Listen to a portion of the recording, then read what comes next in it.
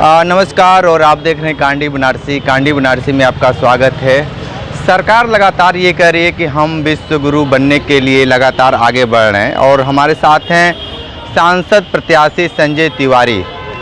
संजय जी, ये बताइए कि जिस तरीके से सरकार लगातार ये कह रही है कि हम विश्व गुरु बनने के लिए लगातार अग्रसर हैं, आप क्या मानते हैं इसको?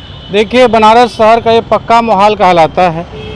शहर का दिल धड़कन बेली सब यही है, पूरा शहर यही है। ब्रेन काशी जिसको कहते हो असली यही है।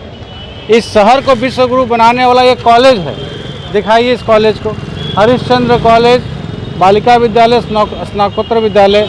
आप खुद देखें इस शहर की स्थिति। जो विश्व गुरु बनाने की संस्था है वो ऐसी स्थिति, जर्जर स्थिति में है कि जहाँ पे कोई भी गार्जियन अपने बालक बालिकाओं को भेजना नहीं चाहता है। ऐसा क्यों? ऐसा कहाँ से चूक हो रही है कि अपने बच्चों को यहाँ पे भेजने में असमर्थ लोग दिखते हैं? देखिए, ये कभी जो कॉलेज होता था, ये 100 साल पुराने, 80 साल पुराने कॉलेज हैं। अपने ज़माने में बेस्ट इंफ्रास्ट्रक्चर, सबसे बेहतरीन इंफ्रास्ट्रक्चर के माने जाते थे। लेकिन जैसे जैसे समय बदला, इंफ्रास्ट्रक्चर की नई नई सुविधाएँ आई, नए नए तरीके के इंफ्रास्ट्रक्चर डेवलपमेंट हुए, उस हिसाब से इसमें कुछ भी मॉडर्नाइजेशन हुआ ही नहीं है। ये इसको टोटली इग्नोर कर दिया गया, क्योंकि यहाँ से वोट बैंक नहीं बनता, यहाँ से मार्केटिंग नहीं होता। यहाँ कोई भी बड़ी बड़ी कॉरपोरेट मीडिया की नहीं दिखाती इस डेवलपमेंट को कि यहाँ डेवलपमेंट हुआ कि नहीं हुआ। लेकिन जो मूलभूत विश्व गुरु बनाने वाली जो मंदिर है वो तो जर्जर है। कैसे बनेगा भारत विश्व गुरु, आप ही बताइए। तो जो ये सपना दिखला रहे हैं भारत के नागरिकों को कि हम विश्व गुरु, तो आप क्या मानते हैं, सपना रह जाएगा या सपना चकनाचूर हो जाएगा? देखिए, सपना तो चकनाचूर हो चुका है कि मैन्युफैक्चरिंग जो है वो डेवलप नहीं हो पा रही है। अल्टीमेटली यहाँ का साइंस डेवलप नहीं हो पा रहा है। यहाँ का आज भी सेमीकंडक्टर चिप नहीं बन पा रहे हैं। हम भारत में इंपोर्ट कर रहे हैं, उसको परचेज करने के लिए लोगों को लोन दे रहे हैं और मनी साइकिल हो रहा है। ऐसे तो भारत कभी विकास कर नहीं सकता है। ये सिर्फ एक मिथ्या पिक्चर बनाया गया है, फिल्म की तरह चल रहा है, जो अल्टीमेटली इसका शो ख़त्म होना ही होना है। तो ये कोई भी कंक्रीट मजबूत विकास के लिए कोई नींव नहीं डाली जा रही है और ये सिर्फ एंड सिर्फ स्वच्छ क्षणिक लाभ के लिए भारत के लोगों के संग धोखा किया जा रहा है।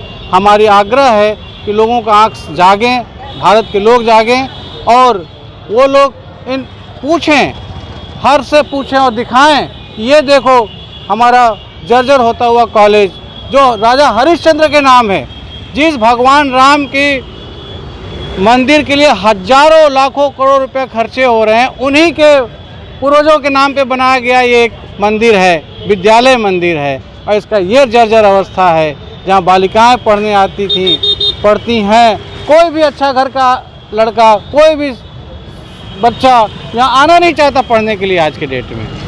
ऐसा क्यों नहीं आना चाहते? तो उसका कॉन्फिडेंस लूज होता है, टीचर का कॉन्फिडेंस लूज होता है। आज के डेट में हर घर में एसी है, रेलवे स्टेशन पे एसी है, मेट्रो के में एसी है, बस में एसी लग जा रहा है। आज के डेट में इस जर्जर अवस्था में कौन आके पढ़ पाएगा, आप ही बताइए।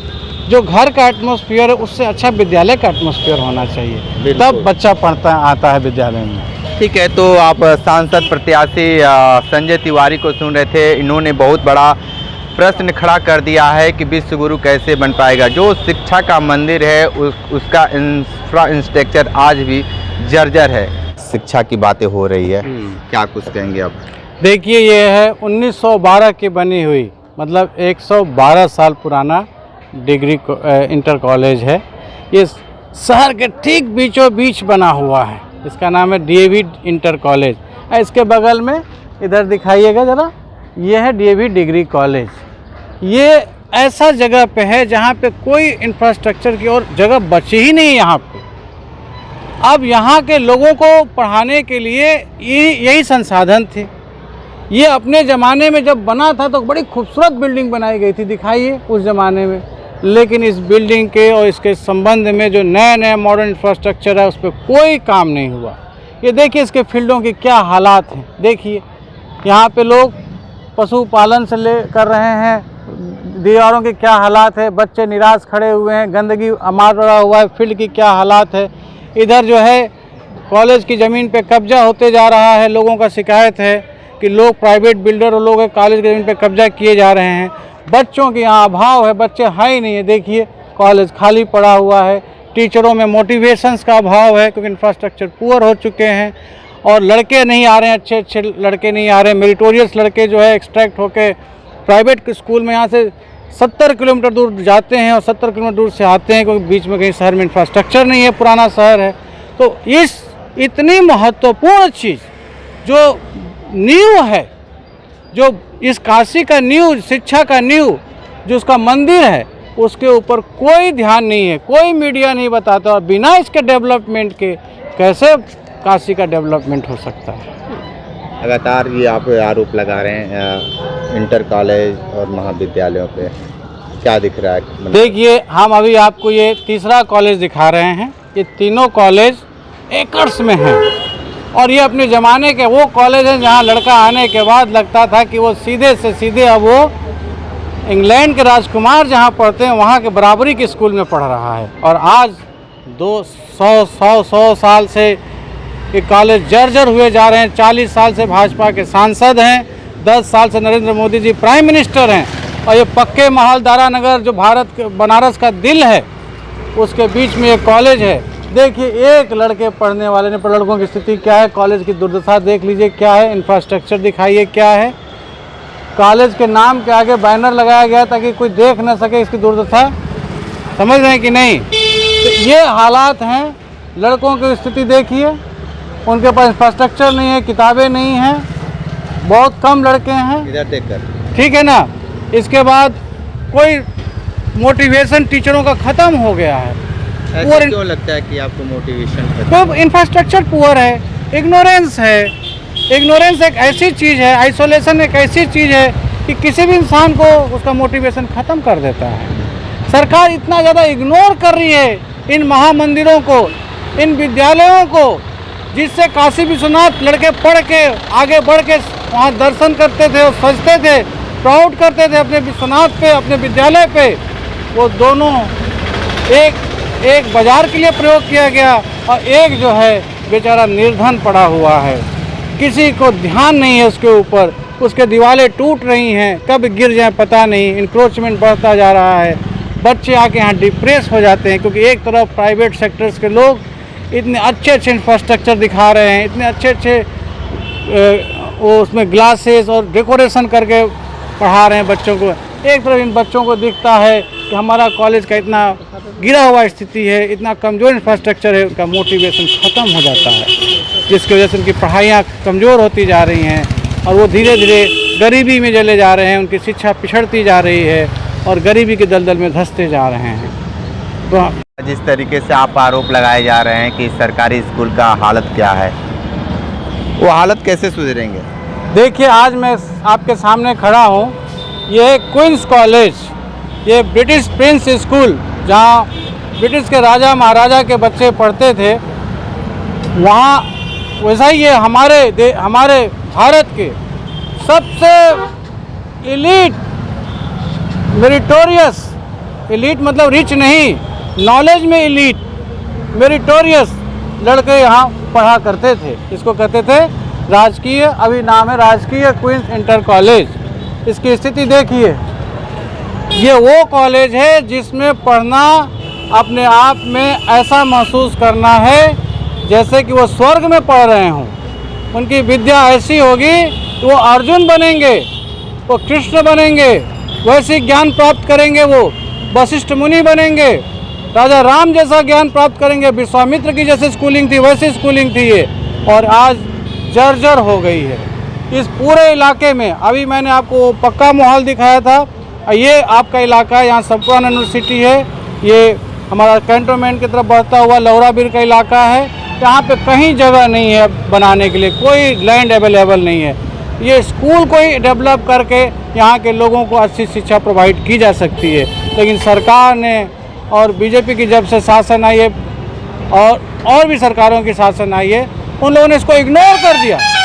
स्कूलें धीरे धीरे इंफ्रास्ट्रक्चर मरती गई, मोटिवेशन ख़त्म होता गया, लड़कों में इस स्कूल में आने की इच्छाएं खत्म होती गई, जिसके कारण आज ये स्कूल जर्जर ही नहीं हो गई। यहाँ अशिक्षा बढ़ती जा रही है, यहाँ गरीबी उसकी वजह से बढ़ रही है, बेरोजगारी बढ़े कि अच्छे मेरिट के लड़के निकल नहीं रहे हैं और धीरे धीरे अशिक्षा के अभाव में, गुणवत्ता के शिक्षा के अभाव में बनारस पूरा पिछड़ रहा है।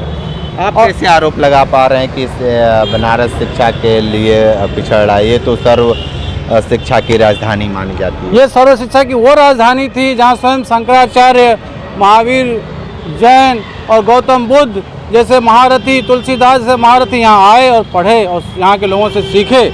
लेकिन आज इन गुरुकुलों की जो 200 से 150 साल से हैं, इनका 40-50 साल से ऐसा इग्नोर किया गया है, इनके ऊपर कोई खर्चा नहीं किया गया है, मॉडर्न फैसिलिटी का कुछ दिया नहीं गया है। टीचरों को 80 दिन 90 दिन अलग कार्यों में लगा दिया जाता है जहाँ से डीमोटिवेट हो जाते हैं। उनको ट्रेनिंग में लगाना चाहिए था, सारे टीचरों को ट्रेनिंग अच्छे से अच्छी जगह भेजना चाहिए था देने के लिए। उसके बजाय उनको लगा दिया जाता है कि पोलियो का टीका लगवाओ, उनको लगा दिया था कि ये सरकार का प्रोग्राम चलाओ। सरकार के पास इतना बड़ा पुलिस महकमा के खर्चा संभालने की क्षमता है, अपने प्रोग्राम चलाने के लिए अनएम्प्लॉयमेंट की भरमार पड़ी हुई है, लड़के बेरोजगार घूम रहे हैं। अनएम्प्लॉयड लड़कों को एम्प्लॉयड नहीं कर सकते कि हमारे टीचरों को जो भविष्य निर्माता हैं उनको यूज कर रहे हैं आप कि पोलियो का प्रोग्राम चलाओ, सरकार का प्रचार का प्रोग्राम चलाओ, सरकार के मंत्रियों के अपने पार्टी के गेन के लिए उनके प्रोग्राम्स में उनको एंगेज कर रहे हैं। पॉलिटिकल एक्टिविटी में उनके गिफ्ट बांटने में टीचरों का प्रयोग किया जा रहा है। इस तरह से हमारे टीचरों को मोटिवेशन ख़त्म किया गया, हमारे स्कूलों को जर्जर किया गया, जिससे बनारस जो शिक्षा को लाइट देने वाला दुनिया का सर्वश्रेष्ठ शक्ति था, सर्वश्रेष्ठ ज्ञान का भंडार था, वो बिटा दिया गया धीरे धीरे। और उसका जो है घाटों में चाइना लाइट लगा के वहाँ पे कुछ डेकोरेटिव पिक्चराइजेशन करके और उसको मार्केटिंग करके प्रधानमंत्री और नेता लोग अपना प्रमोट कर रहे हैं अपने आप को और हमारे बनारस को पिछाड़ रहे हैं। बनारस की जनता को सेवा करने वाली जो चीज़ है, बनारस के बच्चों को शिक्षा देने वाली उसको खत्म किया जा रहा है और बनारस को अंदर से मिटाया जा रहा है। ठीक है, तो आप सुन रहे थे सांसद प्रत्याशी संजय तिवारी को, जिन्होंने स्कूल और कॉलेजों को लेकर काफ़ी चिंतित हैं। इन्होंने सीधे तौर पे वर्तमान सरकार और पिछली सरकार के ऊपर गंभीर आरोप लगाए हैं कि जिस तरीके से जो स्वरूप होने चाहिए थे वो नहीं है, जो प्रारूप बदलना चाहिए, क्योंकि हम 2024 में जी रहे हैं। 2024 में जीने का मतलब है कि जो जिस तरीके की व्यवस्थाएं होनी चाहिए वो नहीं है। ग्राउंड जीरो से रिपोर्ट कर रहे थे, तो हमारे साथ बने रही कांडी बनारसी के साथ। हमें दीजिए इजाज़त, नमस्कार।